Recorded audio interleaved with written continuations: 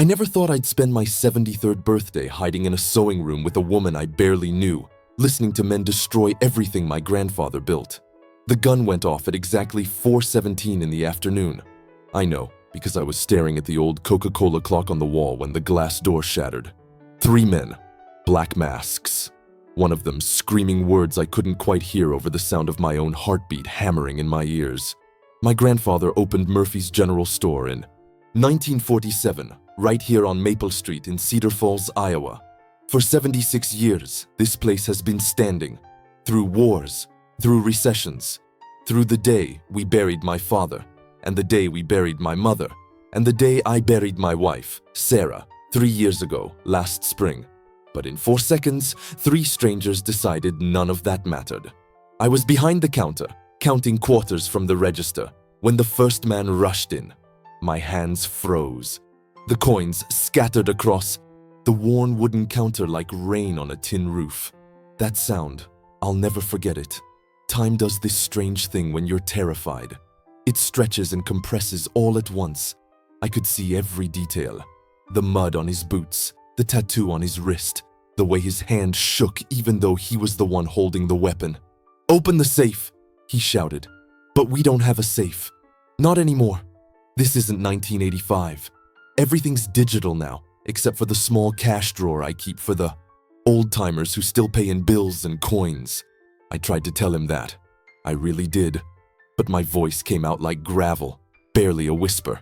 That's when I felt a hand, small, firm, urgent, grab my wrist. Mrs. Kowalski, the seamstress from the corner shop next door. We share a wall, though I'd never been inside her place. Not once in the 6 years she's been there. She's one of those people you wave to, nod at, maybe comment on the weather with, but never really know. She pulled me backward, toward the small doorway that connects our 2 shops, a door I didn't even remember existed, hidden behind shelves of canned soup and motor oil. Her grip was surprisingly strong for a woman who couldn't be more than 5 feet tall. "Come," she whispered in a thick accent I couldn't quite place. Polish, maybe, or Czech. "Now." I stumbled after her, my knees protesting every step. The second man was already behind the counter, ripping open drawers, throwing receipts and pens and old photographs across the floor. My grandfather's Bronze Star medal, the one he got in the Battle of the Bulge, clattered somewhere in the chaos. Mrs. Kowalski pushed me through the doorway just as the third man fired a warning shot into the ceiling. Plaster dust rained down like snow. She shut the door behind us, turned an old iron key in the lock, and pressed her finger to her lips. Silence. Complete, suffocating silence. Except it wasn't silent at all. On the other side of that door, I could hear them tearing my life apart, kicking over displays, shouting at each other, demanding money that wasn't there. And I was standing in a room I'd never seen before. The space was narrow, barely 10 feet wide, but it stretched back farther than I expected. Afternoon light filtered through a small frosted window, casting everything in a kind of golden haze. There were bolts of fabric stacked against one wall, florals and stripes and deep burgundies. A sewing machine sat on an antique table, the kind with wrought iron, pedals. Thread spools in every color imaginable hung from wooden pegs. The air smelled like lavender and old books. It was like stepping into another century. Mrs. Kowalski moved quietly to the window, peering through the frosted glass toward the street. Her silver hair was pulled back in a neat bun. She wore a simple navy dress with small white buttons, the kind Sarah used to wear to church. Her hands, wrinkled, spotted with age but steady, rested on the windowsill. "They won't find this door," she said softly, not looking at me. "It's hidden. Always has been." My mouth was dry. I tried to swallow, but it felt like sandpaper. "Who are you?"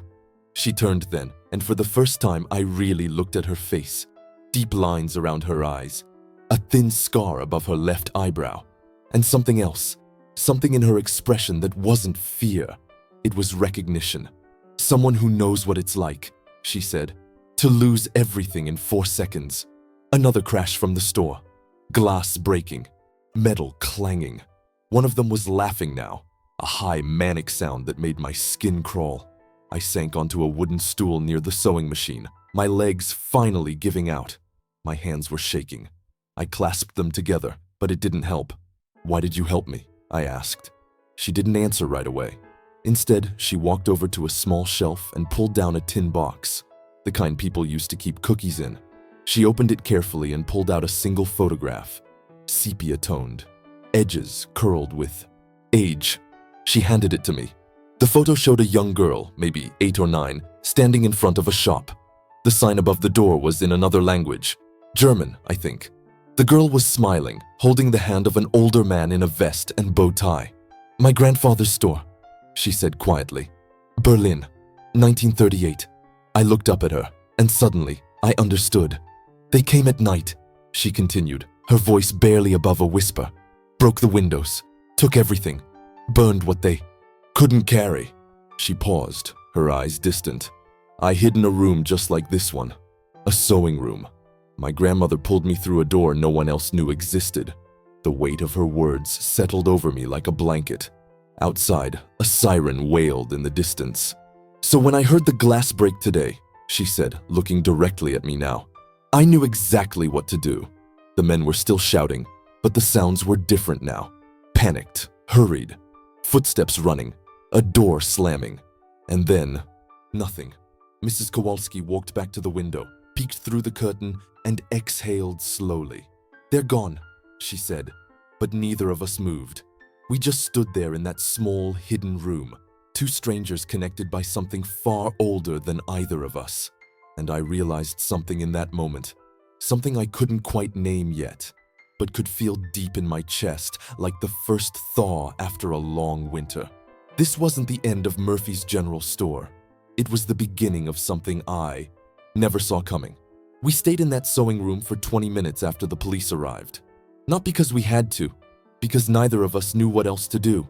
Through the frosted window, I watched Officer Bradley, a kid I'd known since he was in diapers, now wearing a badge, tape off my front door with that yellow plastic ribbon. The same kind they used when Sarah had her fall. The same kind that means everything's about to change whether you're ready or not. Mrs. Kowalski made tea. I don't know where she got the kettle or the tiny camping stove she pulled from beneath a stack of velvet fabric. But within minutes, steam was rising between us. She handed me a chipped porcelain cup with small painted roses along the rim. "Drink," she said. Not a suggestion, a command. The tea tasted like herbs I couldn't name. Chamomile, maybe. Something else. Something that made my hands stop shaking. "I never thanked you," I said finally.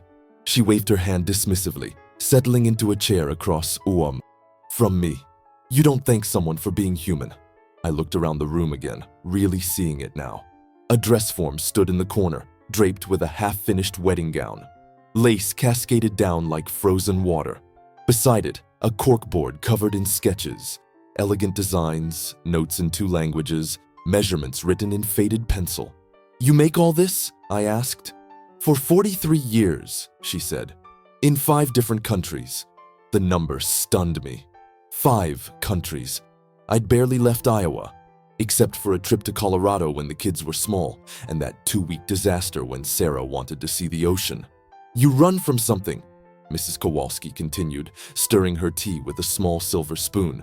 "Or you run towards something. Either way, you keep moving." She paused. "Until you can't anymore. And Cedar Falls is where you stopped?" She smiled, but it didn't reach her eyes.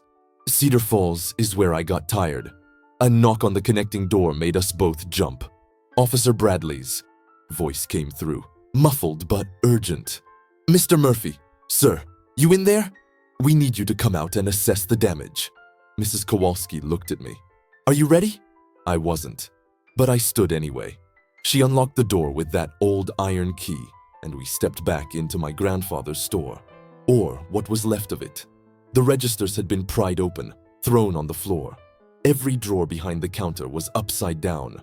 My grandfather's photograph, the one of him shaking hands with President Truman, lay face down in a puddle of spilled motor oil.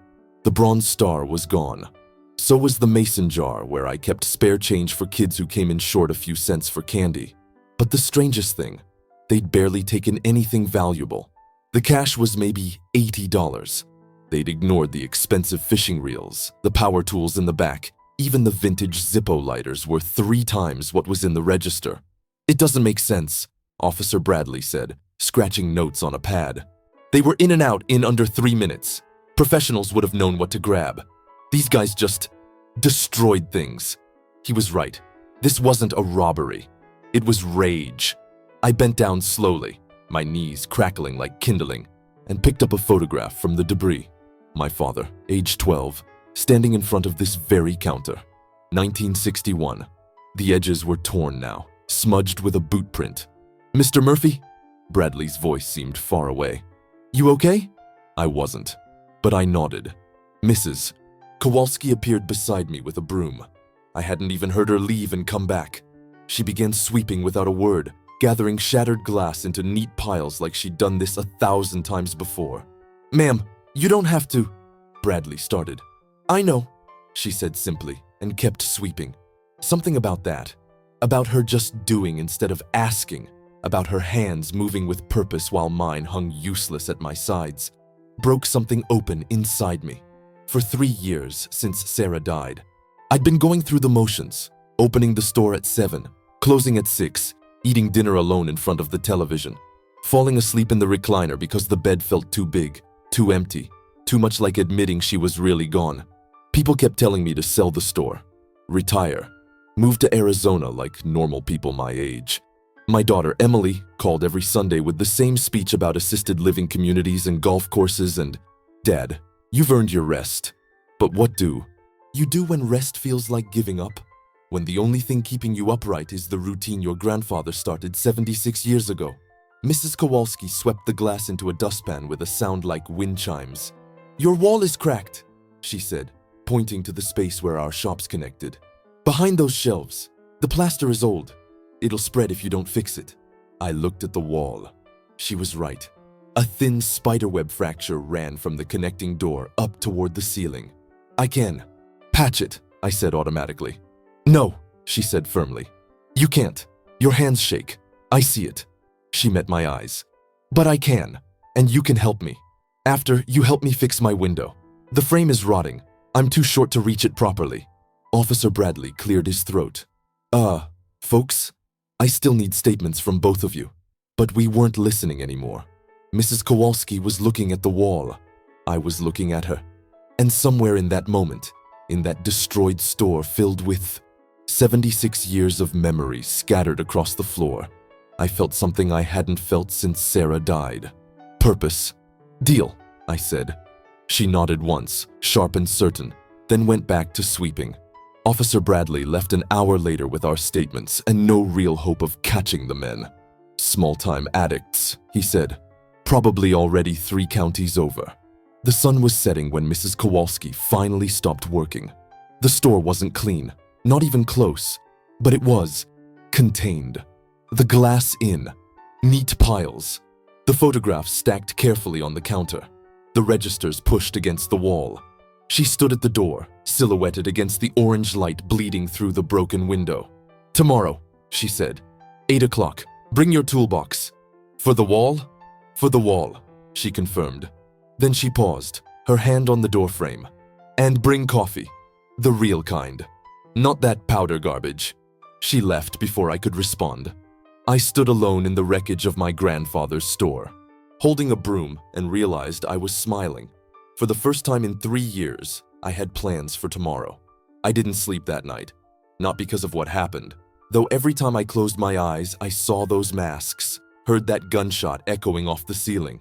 No, I stayed awake because I kept thinking about that sewing room, about the way Mrs. Kowalski had moved through it like a dancer who'd memorized every step, about that photograph from Berlin and the weight of 43 years carried across 5 countries. At 6:30 in the morning, I was already at Hendrix's diner, ordering 2 large coffees. The real kind, like she'd said. Black, strong enough to strip paint. Martha Hendrix raised an eyebrow when I asked for 2 cups. "Got a date, Frank?" "Just helping a neighbor," I said, but my face must have betrayed something because she smiled.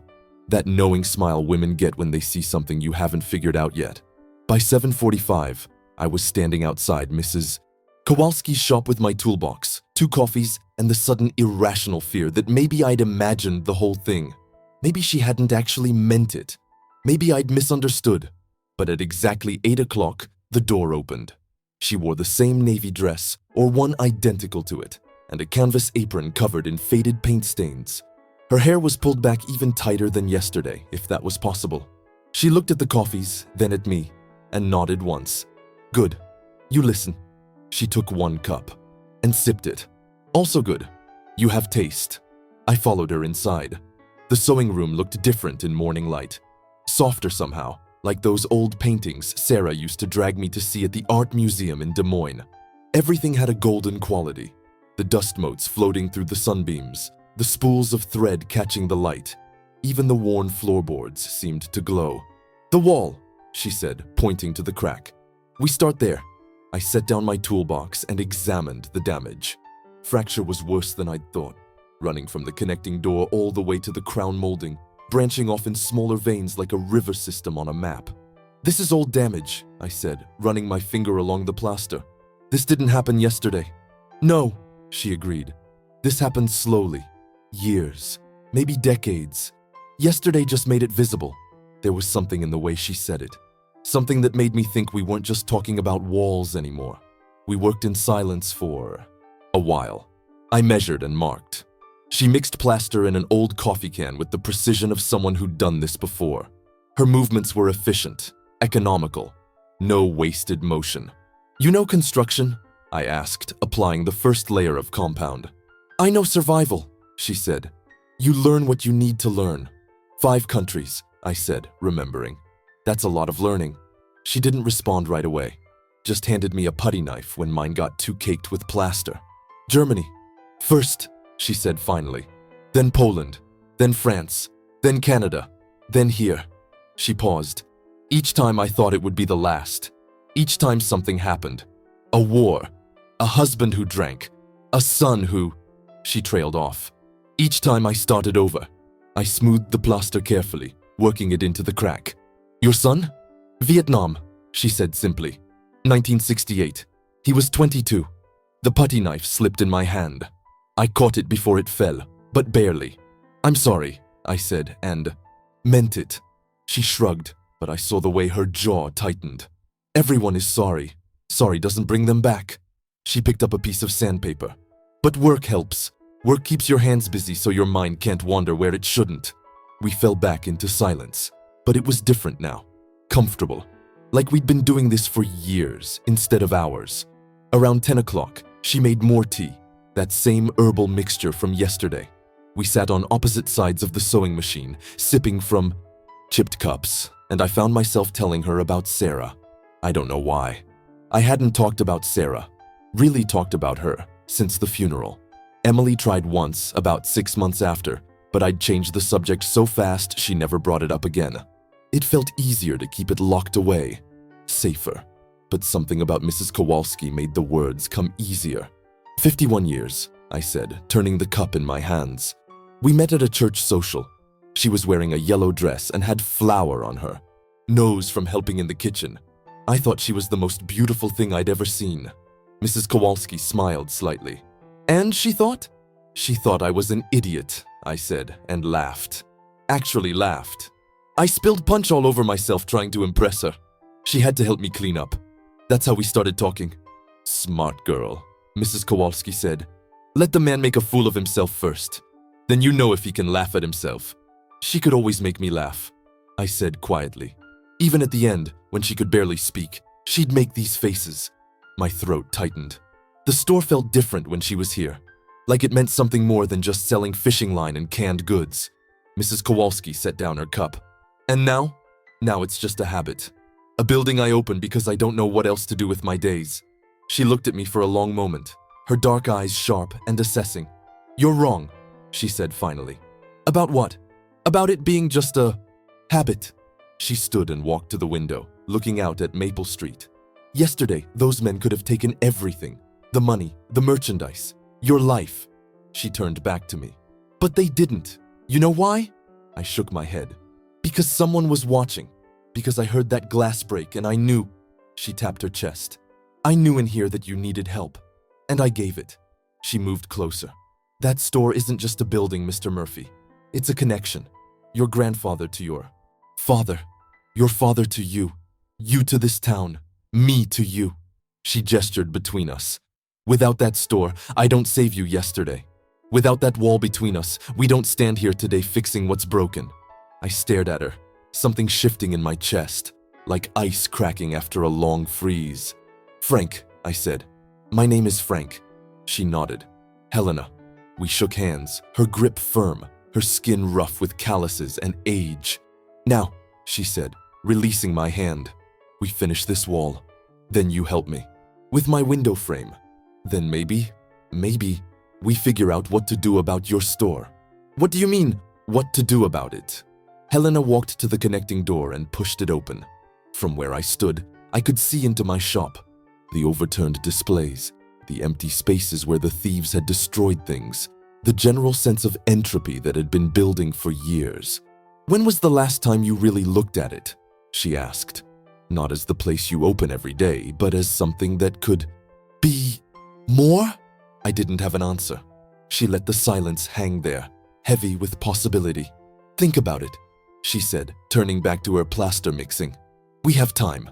But as I picked up the putty knife again, I realized something that should have terrified me, but somehow didn't. I wanted to know what she meant. The window frame took 3 hours to fix. Not because it was complicated, just old. The wood had rotted through in places where rain had seeped in over decades, and every time I pulled out a nail, 2 more problems revealed themselves. Helena stood on a stepladder beside me, holding the new frame steady while I worked. For a woman her age, she had to be at least 70. She had the steadiness of someone half her years.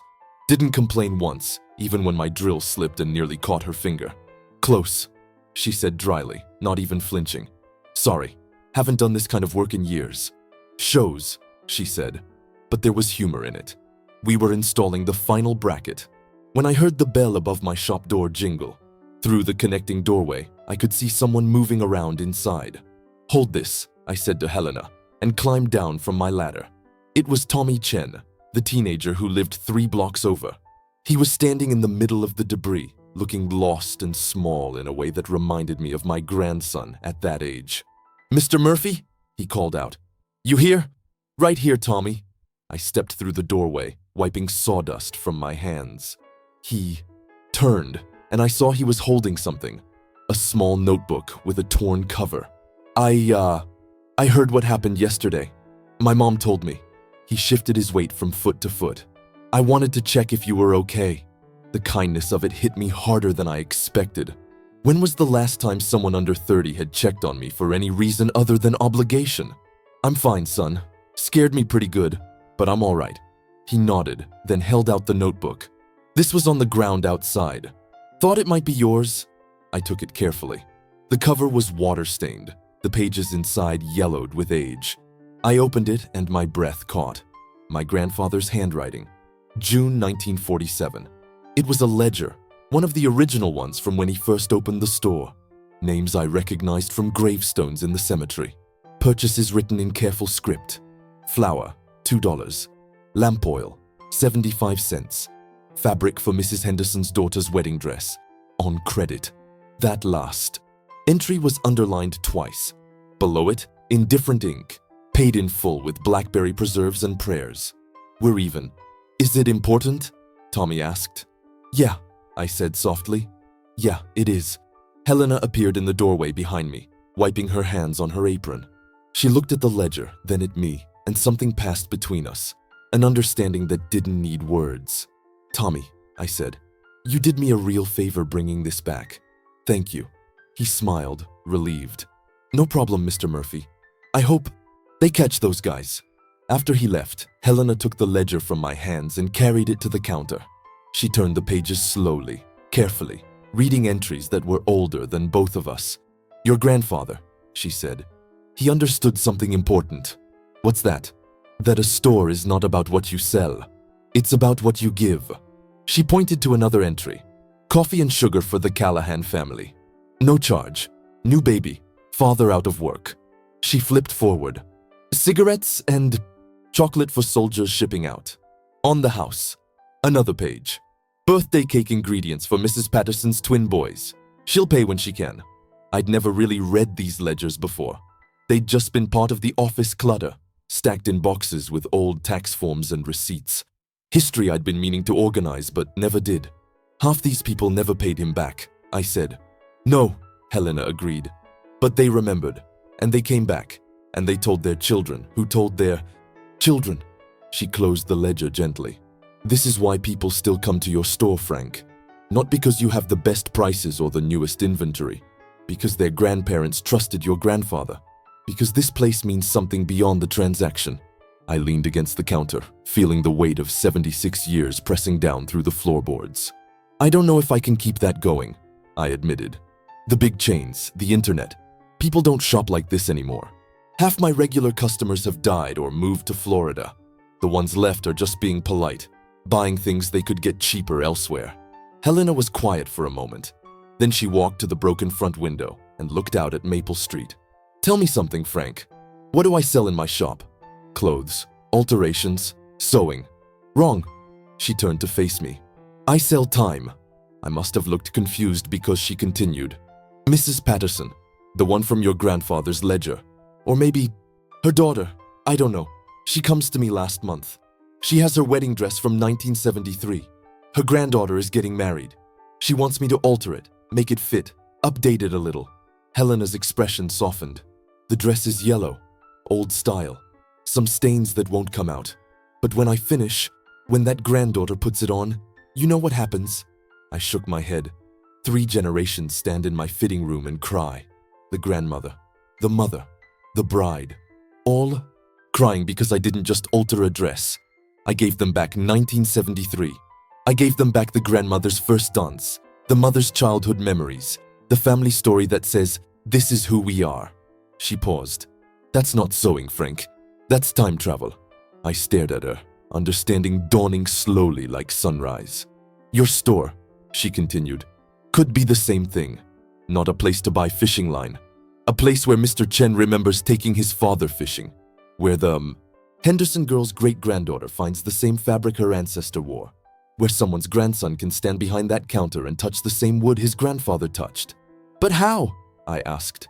How do I make people see that? Helena smiled. A real smile this time. One that reached her eyes. You don't make them see it. You show them. You remind them. She gestured around the destroyed shop. Right now, this place is dying because you let it become just a store. But it could be something more. A museum. A gathering place. What do you call it? A community center. I don't know how to run something like that. No, she agreed. But I do. The words hung in the air between us. What are you saying? I asked carefully. Helena walked back to the ledger and placed her hand on it, like she was swearing an oath on a Bible. I'm saying that wall between us, the one we just repaired. Maybe it shouldn't be a wall anymore. Maybe it should be a door that stays open. She looked at me, directly. I'm saying you have space you don't use. I have skills you don't have. Together, we have something neither of us has alone. My heart was beating faster. You want to combine the shops? I want to save them both, she said. Your store dies slowly because nobody needs general stores anymore. My shop dies slowly because nobody values handmade things anymore. But together, she gestured between our 2 spaces. Together we could be something people didn't know they needed until they found it. I thought about Emily's phone calls, about retirement communities and golf courses, about the slow march toward irrelevance I'd been accepting as inevitable. I'm 73 years old, I said. I'm 71, she countered. So what? People will talk. People always talk. Let them. I don't know anything about fabric or sewing and I don't know about fishing line and hardware and 76 years of Murphy family history. That's why it works. I looked around my grandfather's store, at the broken glass, the scattered memories, the ledger full of kindness I'd forgotten to notice. Then I looked at Helena, standing there in her paint-stained apron, offering me something I hadn't realized I was desperately hungry for. A reason to keep going. When would we start? I asked. Her smile widened. We already did. We started small. Too small, probably. The first thing Helena did was move her sewing machine to the exact center of the connecting doorway. Half in her shop, half in mine. A bridge made of cast iron and worn wood. People need to see we're together now, she explained, threading a bobbin with burgundy thread. Not 2 separate dying things, one new living thing. I spent that entire Tuesday clearing out the back corner of my store, the section where I'd been stacking unsold inventory for the past decade. Fishing rods nobody wanted, camping gear from brands that didn't exist anymore, an entire shelf of VHS tapes I'd somehow never thrown away. Helena watched me work, occasionally pointing at something. That stays, that goes, that… Why do you have 17 hammers? Different sizes, I said defensively. They're all the same size, Frank. She was right. They were. By Wednesday afternoon, we'd created something strange and unexpected. The back corner, roughly 15 feet by 20, was now empty except for three things. My grandfather's original counter, moved from the front, Helena's antique dress form with the unfinished wedding gown, and a wall of photographs I'd found in the storage room upstairs. Pictures of Cedar Falls going back to the 1940s, the original Main Street before the fire of 1956, the 4th of July parade from 1963, the high school football team that went to state in 1979, my grandfather shaking hands with customers whose grandchildren still lived in town. This, Helena said, standing back to survey our work, is the beginning. The beginning. Of what? You'll see. That's when Martha Hendricks walked in. She stopped just inside the door, coffee pot in hand. She'd been bringing me afternoon coffee since Sarah died. Never asked for payment, just showed up like clockwork at 3:30. But today, she wasn't looking at me. She was staring at the photographs on the wall. Frank Murphy, she said slowly. Is that my mother? I followed her gaze to a photo from 1968. A young woman in a waitress uniform, standing in front of the diner, laughing at something off camera. That's the diner. Martha moved closer, squinting. But the sign is different. And that awning. We haven't had an awning since before I was born. Helena appeared beside her, quiet as a cat. Your mother was beautiful. She was 17 there, Martha said, her voice catching. I've never seen this picture. Where did you find it? Storage room, I said. Boxes of them. My grandfather used to take photos of the town. I think he just forgot about them. Martha touched the frame gently, like it might dissolve. Could I possibly get a copy of this? You can have the original, I said. I can make copies. She turned to me, and there were tears in her eyes. My mother died 6 years ago. I thought I'd seen every picture of her that existed. She wiped at her face with the back of her hand. This is her before she met my father, before everything got hard. Look at her face. She's so happy. Helena handed her a tissue. I don't know where she'd gotten it. There might be more, I said. I haven't gone through all the boxes yet. How many boxes? Martha asked. 15, maybe 20. Martha's expression shifted into something I recognized from Sarah. That look women get when they've decided something and there's no point arguing. I'm coming back tomorrow, she said. With my sisters, we're going to help you go through every single one. She looked at Helena. If that's all right with you both. More than all right, Helena said. Bring coffee, the real kind. Martha left with the photograph clutched to her chest like a sacred text. Helena and I stood in the silence she left behind. That, Helena said quietly, is what I meant about time travel. The next morning, Martha arrived with her 2 sisters, 5 thermoses of coffee, and a determination that reminded me why you don't mess with Hendricks women. They set up camp in the back corner and started going through boxes with the systematic efficiency of archaeologists at a dig site. By noon, they'd found 17 more photographs worth framing. By 2 o'clock, word had spread. Mrs. Patterson came in looking for a picture of her late husband's barbershop. We found 3. She cried so hard she had to sit down. Bill Morrison found his father's old baseball team, all lined up in 1952, grinning at the camera with missing teeth and oversized gloves. The Chen family discovered photos of their grandfather's restaurant, the one that used to be where the pharmacy is now, including one of him serving General Tso's chicken to the mayor in 1977. Each person who found something asked the same question. Can I have a copy? And I gave the same answer. You can have the original. By Friday, we had a problem. People kept coming back, not to buy fishing line or ask for alterations, just to look, to remember, to show their children and grandchildren faces they'd forgotten existed. My store had become something it had never been before, a gathering place. Helena found me sitting behind the counter at closing time, exhausted and exhilarated in equal measure. You're smiling, she observed. Am I? Like an idiot, she said, but she was smiling too. We need more chairs and better lighting, and maybe some of that coffee Martha brings. We're not a coffee shop. No, Helena agreed. We're something better.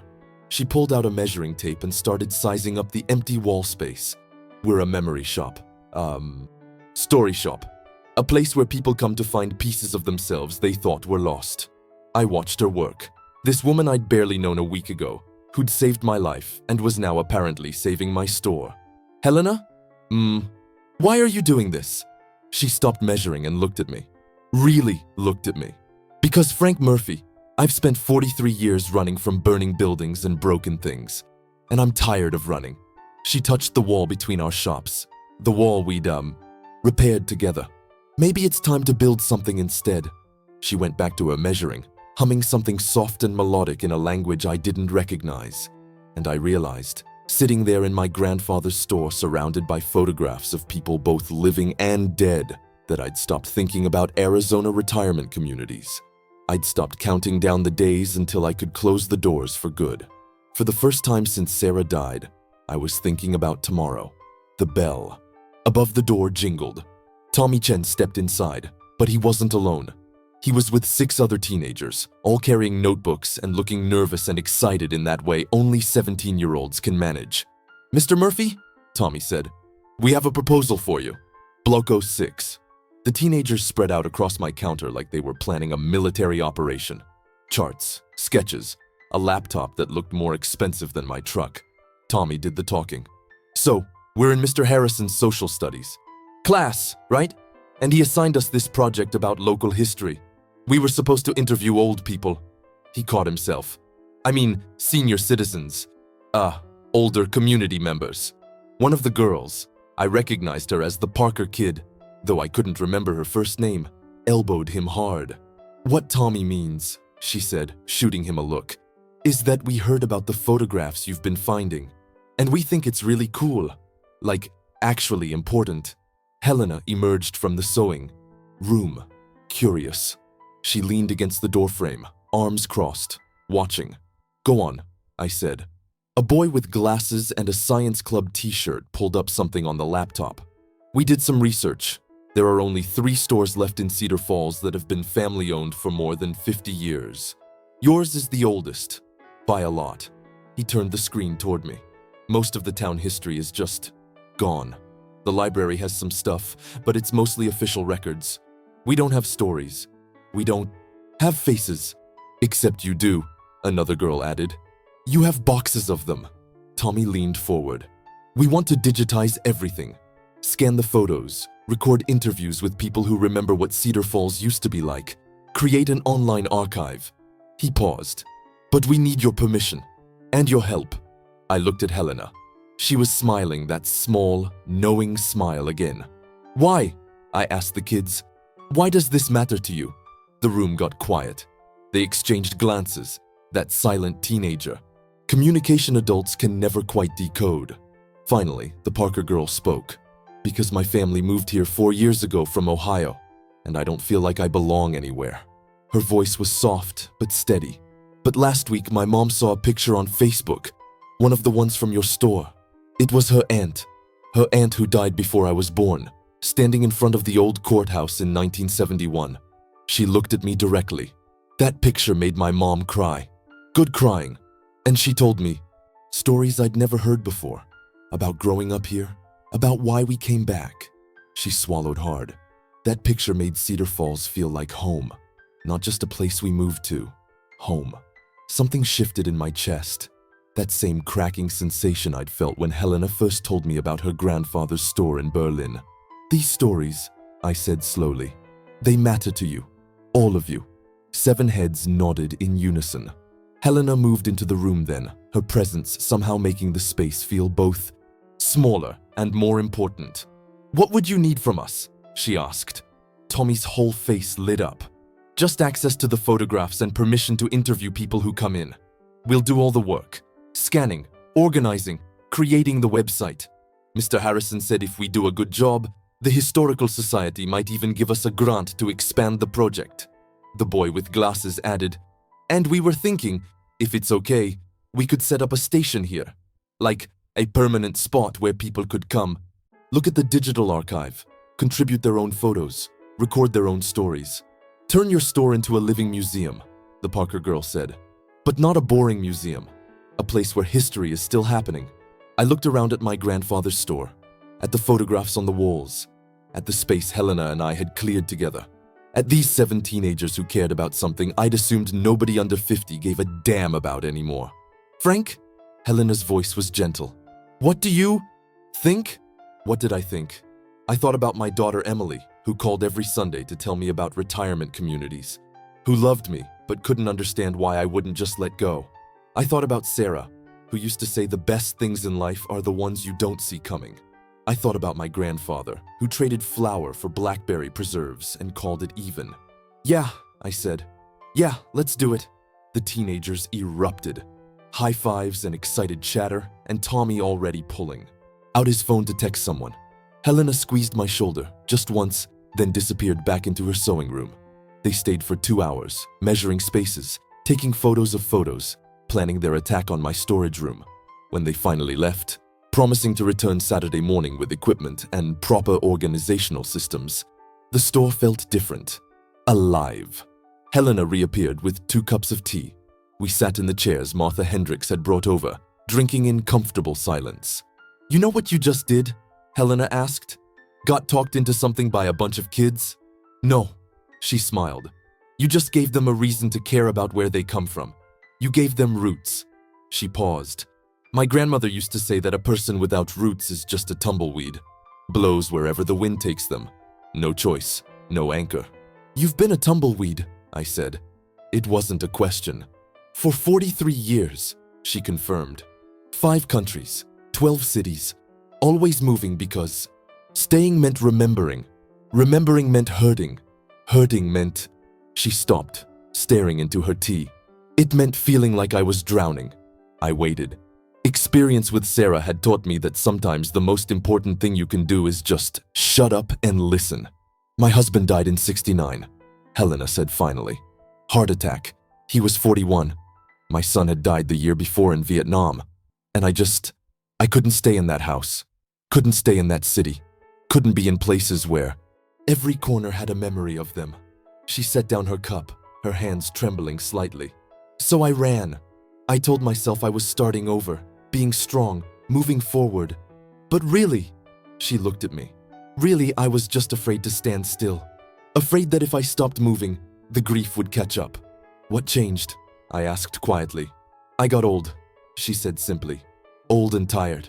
And 6 years ago, I ended up here. Cedar Falls, middle of nowhere.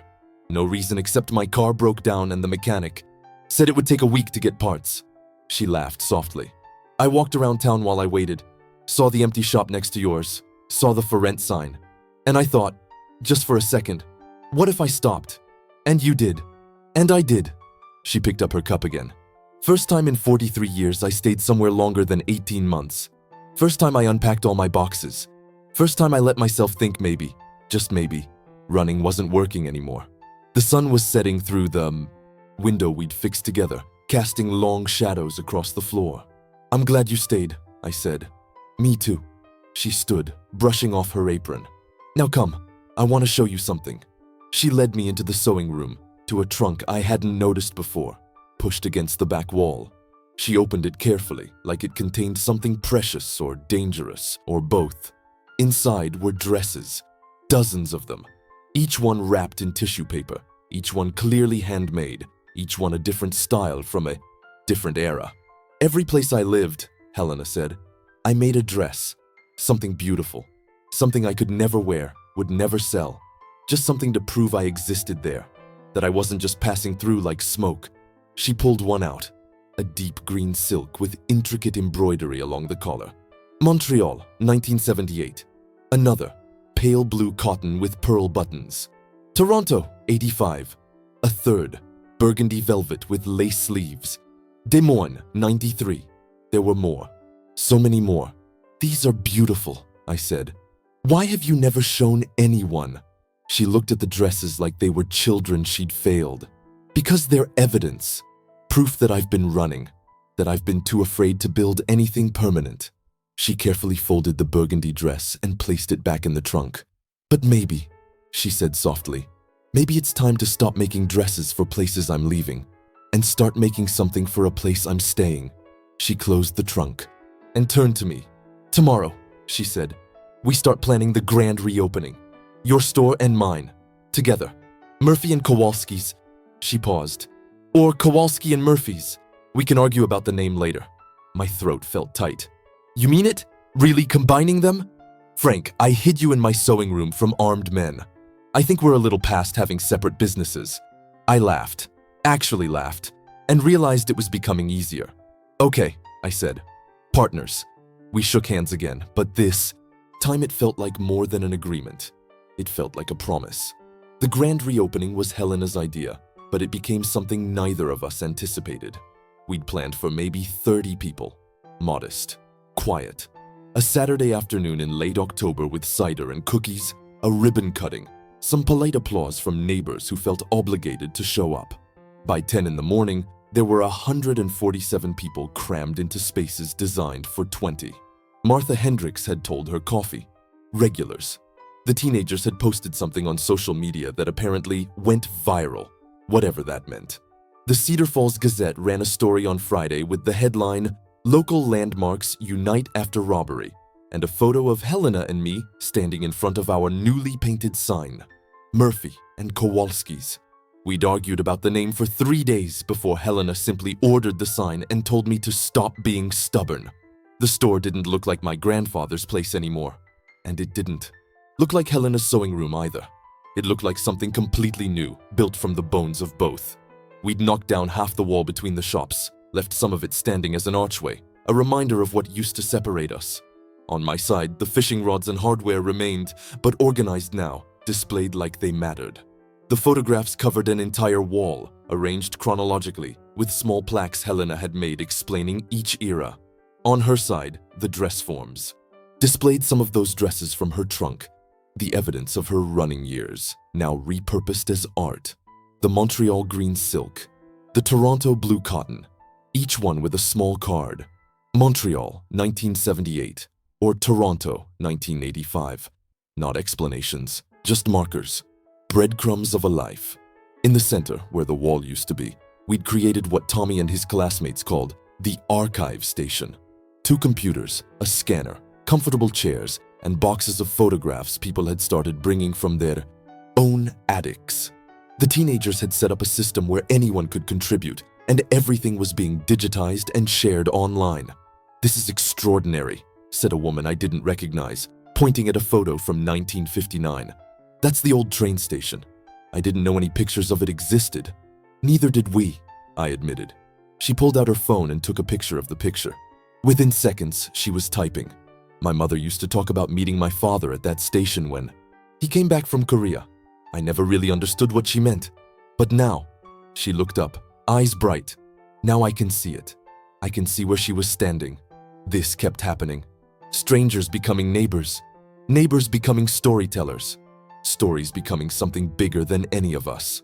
Helena moved through the crowd like she'd been hosting parties her entire life. Pouring cider. Adjusting photographs when they hung crooked. Answering questions about the dresses. She wore a new dress.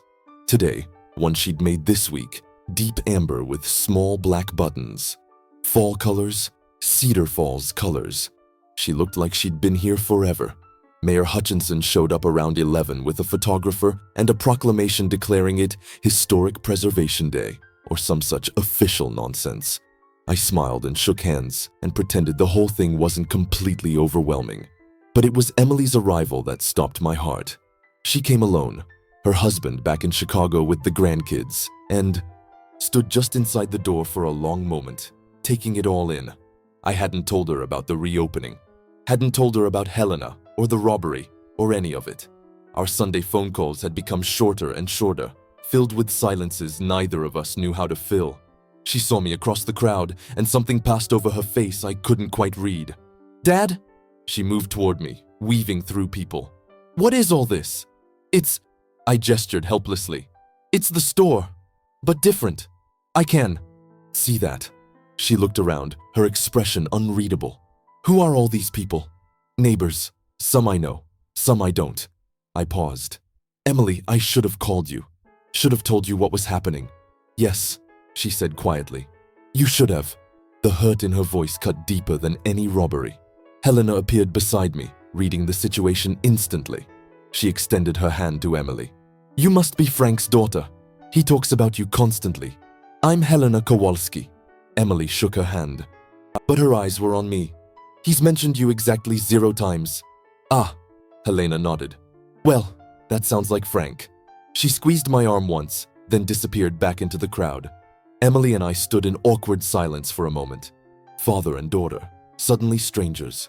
Let me show you around, I said finally. We walked through the store slowly. I explained the photographs, the archive project, the teenager's involvement, told her about the robbery, watching her face go pale, and about Helena, hiding me in the sewing room. Showed her the ledgers we'd found, Grandpa's handwriting still clear after 76 years. When I call on Sundays, Emily said softly, stopping in front of a photo of her grandparents from 1962. You always sound so tired, so done, like you're just waiting for permission to quit. I was, I admitted. And now? I looked around at the crowded store, at people laughing and sharing stories and drinking cider from paper cups, at Helena across the room, explaining the history of one of her dresses to a young couple, at Tommy and his friends managing the archive station like professionals.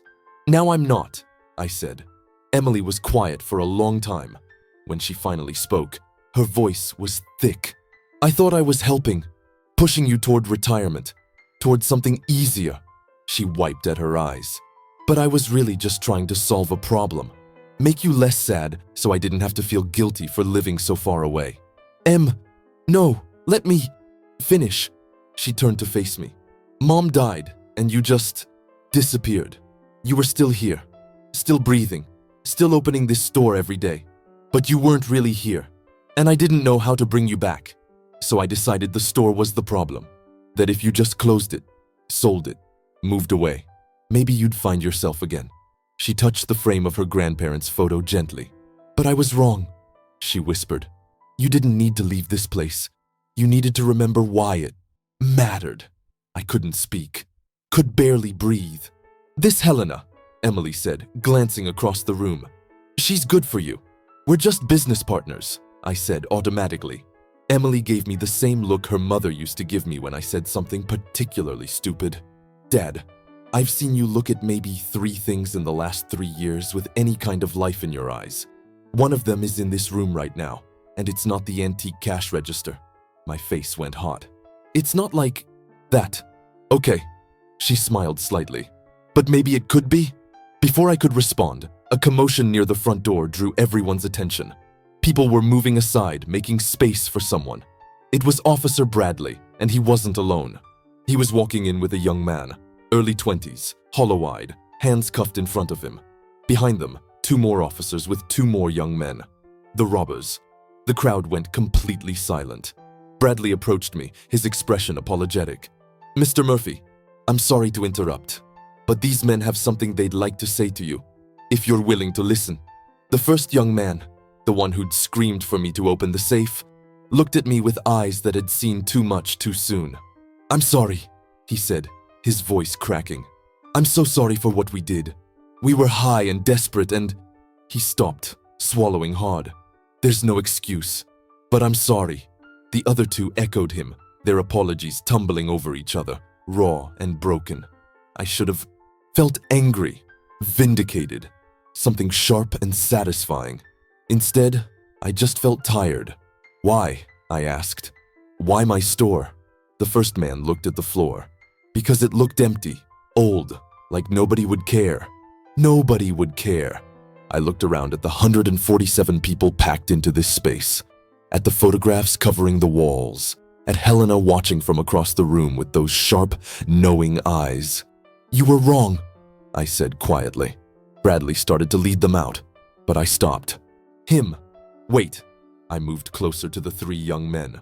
When you get out, however long that takes, if you want to make things right, come back here.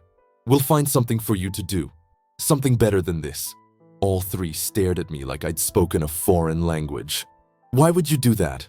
The first one asked. I thought about my grandfather trading flour for preserves, about Helena hiding me in her sewing room, about Tommy and his friends caring about history, about Emily standing beside me, finally understanding. Because somebody gave me a second chance this week, I said. Seems wrong not to pass it on. Bradley nodded slowly and led them out. The crowd remained quiet for a moment, then slowly, like a held breath being released, conversation resumed. Emily was crying. That was very mom of you, she said. Yeah, I agreed. It was.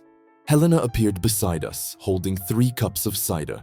She handed one to Emily, one to me, kept one for herself. To new beginnings, she said, raising her cup. We toasted. And in that moment, surrounded by history and hope and people who'd become family without asking permission, I realized something that should have terrified me. I wasn't just surviving anymore. I was living. The last person left around 6 o'clock, just as the October sun was painting Maple Street the color of burnt honey. Emily had stayed until 5, helping clean up paper cups and straightening photographs, before hugging me tight and promising to visit again soon. Really visit, she said, not just check on me. Helena and I stood in the quiet aftermath, surrounded by the beautiful wreckage of a successful day. We did it, she said, surveying the space with satisfaction. We did, I agreed. She walked to the window, the one we'd fixed together, and looked out at the street. The light caught her silver hair, making it glow. She looked tired but content, like someone who'd finally set down a burden they'd been carrying too long. Frank, she said without turning around, can I tell you something true? Always. When I hid you in my sewing room that day, I wasn't just saving you from those men. She touched the window frame gently. I was saving myself from becoming the person I was afraid of becoming. I moved closer. What person?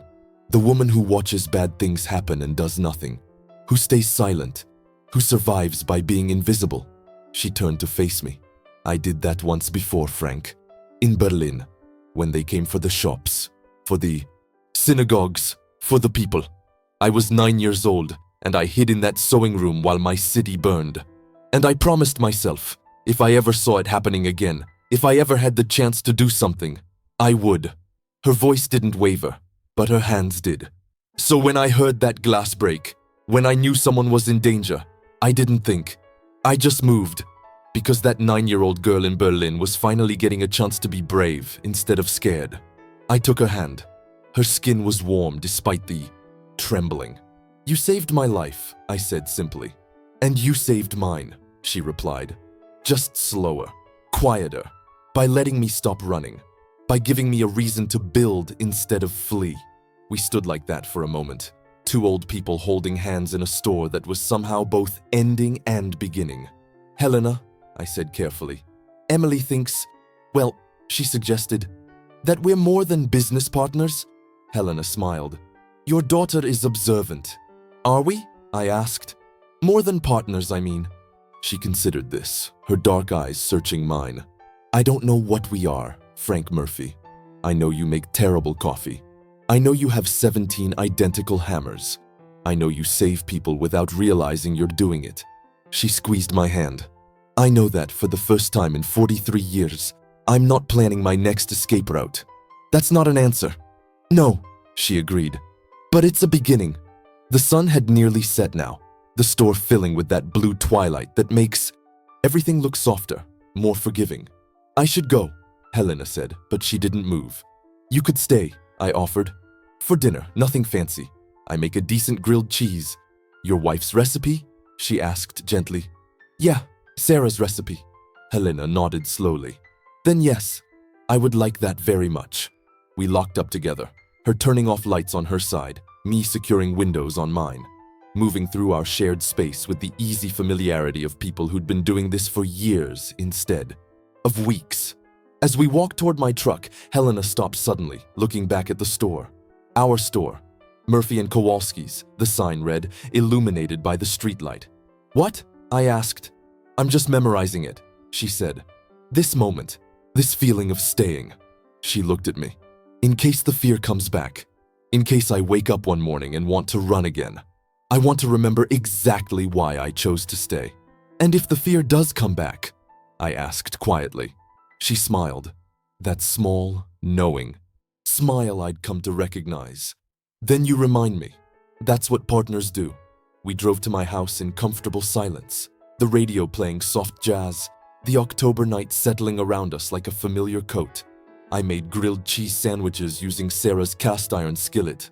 Helena found tomato soup in my pantry and heated it on the stove, adding herbs from small containers she pulled from her purse.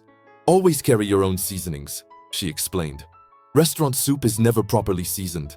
We ate at my kitchen table, the same table where Sarah and I had shared 51 years of dinners, and it didn't feel wrong. It felt like the table was remembering how to be useful again. What happens now? Helena asked, wiping her mouth with a napkin. What do you mean? With the store. With us. With all of it. She gestured vaguely. We had a beautiful day. Everyone was excited. But tomorrow is Sunday. Monday is regular life. What if nobody comes back? What if today was just novelty and next week we're back to being two old people in dying shops? It was a fair question, one I'd been avoiding thinking about. Then we try something else, I said. We adapt. We keep building. I paused. My grandfather's first year, he almost went bankrupt 3 times. But he didn't quit. He just kept showing up. Showing up, Helena repeated. That's the secret? I think so. Showing up, being there, mattering to people even when it's not easy or profitable or logical. I finished my soup. My grandfather knew something the big chains never figured out. He knew that people don't just need places to buy things. They need places to belong. Helena was quiet for a moment, then reached across the table and took my hand again. Frank Murphy, she said, you're going to make me cry in your kitchen, and I refuse to give you that satisfaction. I laughed. She laughed. And somewhere in that laughter, I felt something I hadn't felt since Sarah died. Hope. Not the desperate, clinging kind. The quiet, steady kind. The kind that doesn't promise everything will be perfect, but suggests it might be worth sticking around to find out. We finished our dinner. I made terrible coffee. She was right about that, and she pretended it was drinkable. We sat on my porch as the night deepened, watching stars appear one by one over Cedar Falls. My grandmother used to say, Helena said softly, that every ending is just a door you haven't walked through yet. Wise woman. She was. Saved my life by hiding me in that sewing room. Taught me that surviving isn't the same as living, but sometimes you have to survive first before you can learn the difference. And now, I asked, have you learned the difference? She looked at me, and in the porch light, I could see every year she'd lived written on her face, the lines around her eyes, the scar above her eyebrow, the evidence of 43 years spent running from ghosts. I'm learning, she said, day by day, with every photograph we hang, every story we save, every moment I choose to stay instead of leave. She smiled. You're teaching me, Frank. You in this stubborn town and that store your grandfather built from hope and flour and blackberry preserves. We sat in silence after that, comfortable and complete. Around 9 o'clock, I drove her home. She lived 3 blocks away, above a pharmacy, in an apartment I'd never seen. She invited me up for tea, but I declined. Some things need time. Tomorrow? She asked at her door. Tomorrow, I confirmed. We're closed on Sundays. I know, but maybe we could go through more of those photograph boxes, just the 2 of us, before the teenagers descend on Monday. Helena smiled. I'd like that. I drove home slowly, taking the long way, looking at Cedar Falls like I was seeing it for the first time. The old courthouse, the closed factory that used to employ half the town, the diner where Martha Hendricks had served coffee for 40 years, the small houses with glowing windows and lives unfolding inside them. My town, my home, the place I'd almost left without realizing I was leaving. That night, I slept better than I had in 3 years.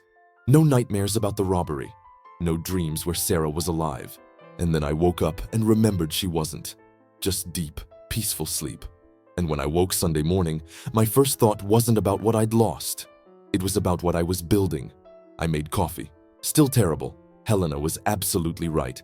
And drove to the store at 8 o'clock. Helena was already there, waiting on the front step with a thermos of proper coffee and 2 cups. You're predictable, she said, handing me a cup. You're early, I countered. Couldn't sleep. Too excited. She stood, brushing off her dress, burgundy today, with small black buttons. Ready? For what? She gestured at the store, at the street, at everything. For whatever comes next. I thought about my grandfather, opening these doors in 1947 with nothing but hope and determination. I thought about Sarah, who'd stood beside me through everything. I thought about Emily, finally understanding why I needed to stay. I thought about Tommy and his friends, caring about history because we'd shown them it was worth caring about. And I thought about Helena Kowalski, who'd spent 43 years running until she finally got tired enough to stop. Yeah, I said, unlocking the door to Murphy and Kowalski's. I'm ready. We walked inside together. Into the store that was both everything my grandfather built and something entirely new. The photographs watched us from the walls. All those faces, all those stories, all that history saying the same thing. You were here, you mattered, you belonged. Helena put her coffee down and pulled out the next box of photographs, already eager to discover what memories we'd unearthed today. And I realized, standing there in the morning light with this woman who'd saved my life and then taught me how to live, it again that some of the best chapters are the ones you never saw coming, the ones that begin with broken glass and fear, and end with hope, partnership, and the quiet courage of staying.